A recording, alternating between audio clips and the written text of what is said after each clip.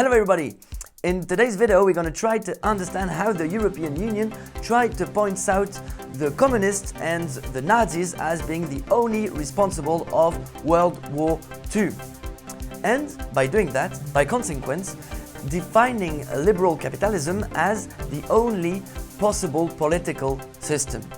Yeah, I know it sounds crazy. I'm going to treat this topic in two videos. Today we're going to focus on this resolution that the European Parliament voted, and next week we're going to see why I believe it's total bullshit and the real dangerous aspect of this resolution.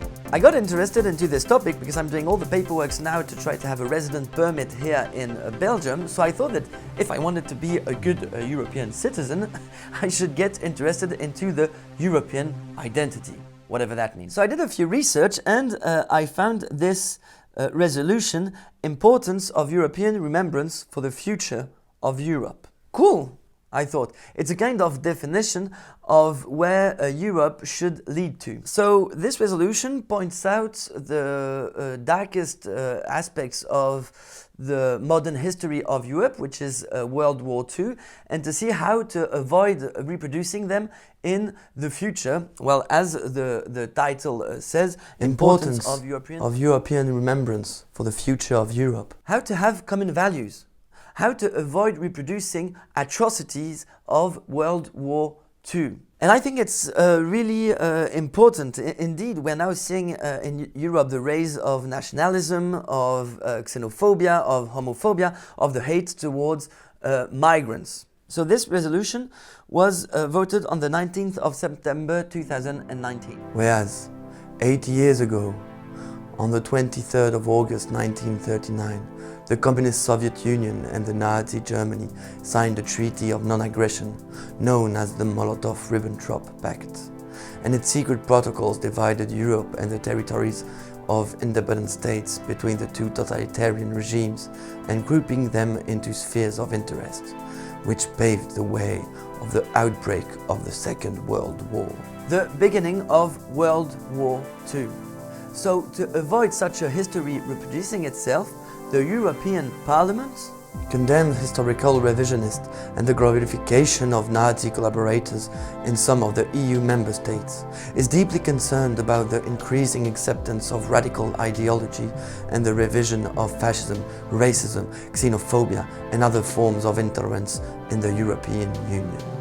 And the European Parliament calls the member states to condemn such act in the strongest way possible, as they undermine the EU values of peace, freedom and democracy. Wow, great. And it also asked all the member countries to raise the younger generation's awareness of these issues by including the history and the analysis of the consequence of totalitarian regimes in the curricula and the textbooks of all schools in the EU. So it's really great because it pushes all the countries to really clearly condemn all types of racist, nationalist, fascist speech and culture in the EU. It really wants the new generation not to forget what the Nazis did to Europe. And it also wants to fight fascism in the public sphere, because we know there's still a lot of racism in the structural public sphere. So the European Parliament expresses concern at the continued use of symbols of totalitarian regimes in the public sphere and for commercial purpose, and recalls that a number of European countries have banned the use of Nazi and communist symbols. Oh shit, I've got my Che Guevara t-shirt on. It means I'm a communist. It means I'm a Stalinist. It means I'm a Nazi. Oh shit, it means I'm responsible of World War II. Oh no, it means that my friend, my old Italian friend, 60, 70 years old, who went to Cuba and asked me what I wanted from Cuba, and I said a t-shirt from the Che Guevara. It means he's a Nazi too? Oh shit.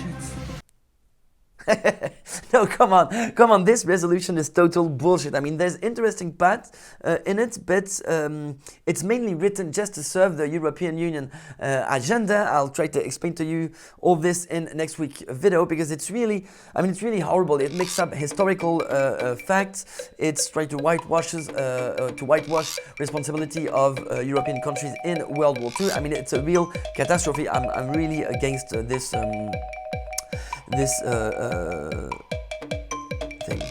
But I will explain all that to you in next week video. Meanwhile, don't forget to like this video, to leave a comment in the section below, and to subscribe if it's not done yet.